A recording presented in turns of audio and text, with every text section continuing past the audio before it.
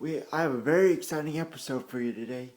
I am a little bit busy today, but I can handle it. This will probably be in a two-part episode. I'm really not sure. This is the first time I've done something like this. But this is part one, and we're not going to do the project that we're planning on doing until later. But I just wanted to answer a few questions that I've been getting on my Skype. Some of my Skype friends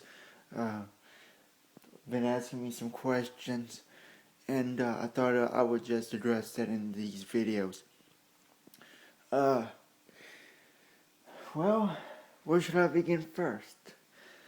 I guess we could talk about this motherboard up here. A question that I have been getting is, if this is on the wall, and there's obviously no power switch or anything to turn it on, how do I turn it on? Well, I'll show you how to do that. And if you see on this motherboard, the white words, it's unfocused right now, it's focused. You see those white words, it says front panel? Well, there's numbers there that says what it does, like HD, LED, power LED, reset, and no power. Or power on, actually. So what we do here is, I don't use a screwdriver, I don't have a flathead screwdriver. So I use one of these. It's from a bike repair kit. I always use this for computer repairs and everything else. So what we do here is what it says. Power on is 6 and 8, pin 6 and 8. The pin it's referring to is up here. So in relation, the words right there, the pin is that little white thing. How this works is, this is actually 90% upside down. The fan is supposed to be up here, but you know, it's tilted. And how would you do this is, from the bottom to the top, 1, 2, 3, well, let me see if I can do this. Here's the pin. 1, 2, 3, 4, and it goes down and up with 1 at the bottom. So, as it says here, 6 and 8. So, 1, 2, 3, 4, 5, 6, 7, 8. So, 6 and 8. 1, 2, 3, 4, 6, 7.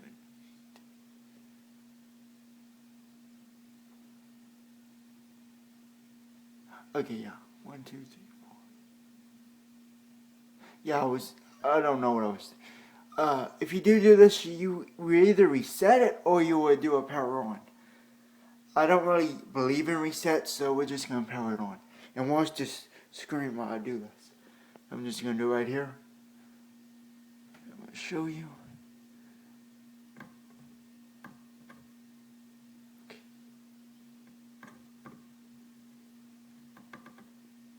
Just carefully. And you heard it turn on. And there it is. That's how I turn on the computer. I don't turn it off that way. Because it would take me 7 seconds to do it. And kind of my arm jiggles around when I do it. So what I usually do here, and as you can see, the Winspeed logo. This is 1.6 by the way. But anyways, I just wanted to get that over with. I'm just gonna shut this off. Actually, another thing that I do is just hit this power switch back here. That will also, and it will automatically come back on when I turn it back on. But more into that later. So, I want to introduce you next to my assistants. If you were to come in this room, I would talk about everything. You could literally ask me any question, and I'd give you an answer. So, right here we have the Raspberry Pi. That might not be shown in these videos, except a very few times. There's very few that I could show specifically for that. Usually it's done on my other computers. This is my iBook. whenever my laptop is, when I don't trust my laptop in a location I'm in, I use my iBook instead. These are my two monitors, that's my laptop, and these are my computers. This is a Celeron. That is what I think that's my oldest computer. If not that one, then that one. That's a compact. That's the Pentium 4 that's on the wall. That's the Pentium 3 that I got laying right there. That one over there is a Pentium 3. Usually, most of the time, my main computers that I use is that one, that one, that one, and that one. I would just say that one. Those are my majority of the computers that I use. And so more on these computers later. These are my assistants. And we will use every single one of these computers in my videos. So that's going to be really great. And we do got a really fun, unexpected video coming later. I think that's enough. Well, we didn't really get much questions. But, and I don't have my Pentium set up as a router right now. I got my router acting as a router here, but my surge protector, I never leave without that.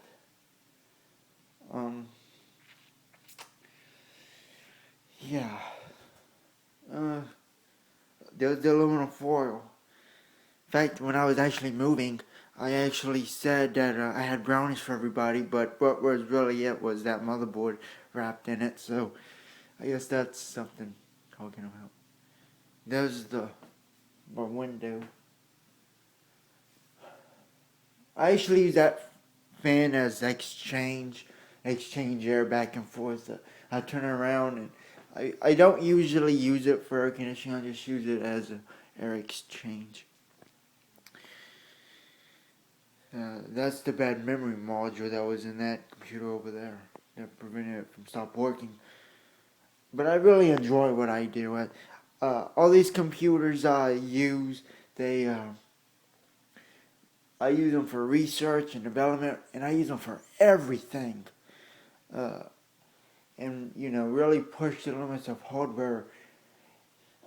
Another reason is so I could help you, everyone who watches these videos, to understand and learn from their computers.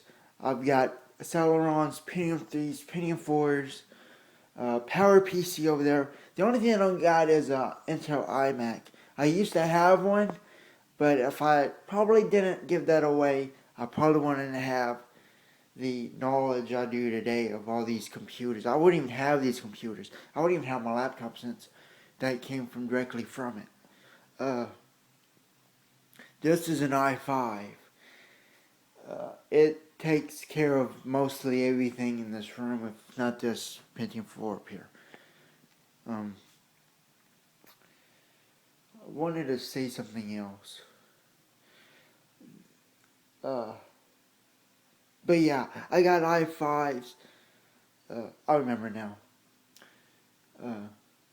These computers are all used to help everybody in research and development for future software, help the Linux community, help everybody really. Kind of get an understanding of software and hardware. This computer, if you got a latest computer with Intel Core Duo whatever, this one would be it. I only have one AMD computer, and it's that compact, and it's like from 1999, 1998, somewhere around there. But that one actually uses 3 operating systems. It uses Windows 98, Windows XP, and it uses a Ubuntu. So, and it, of course, the Ubuntu is having problems. I haven't really could figure it out, and I can't open the case, so the case is really hard to get through. But like I said, if you were to come in here, I'll tell you everything. If you have any questions, again, Or I could just say, if you have any questions on YouTube, you could just ask me, and I give you some advice and show you how some of these computers work if you ever have a question. So, I guess that's it for this video. I just wanted to get some really some insight on what I do in my room. And I do this every day, all day long, and I love doing it. I wish I had more computers, but I think that might even be a little over my head. And yes, I use all these. Every now and then I might go to the Compaq for some reason, or I might go to the Celeron, and I swap them out between things so I can actually test things. But that should be it for this. Oh, another question that I get about this Pentium 4. It does not have a internal hard drive. It uses external. This is the hard drive that I use. It usually goes through USB. Since the original kind of broke down because of humidity, and it took it out, haven't been able to see what's on that hard drive since. In fact, I've never even seen what's on that hard drive. But yeah, that's from that hard drive there. And actually, I could run this Pentium 4 without a hard drive. I could actually load the operating system, Ubuntu, well, WinSpy actually, because we modified it, and it can actually use it without the hard drive. You don't need a hard drive. You could actually unplug it. You wouldn't have any problems. It won't even crash. But like I said, I'm working on research and development of this stuff. So, stability is one of my biggest things. Reliability is another. Although I think my most important thing is memory management.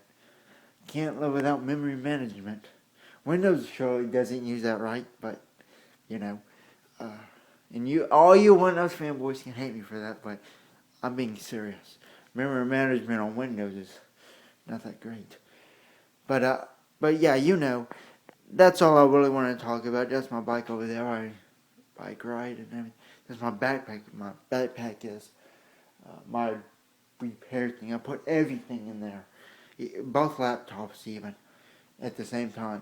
But, I think that's it for this video. If you have any more questions, I'll probably cover it later this week.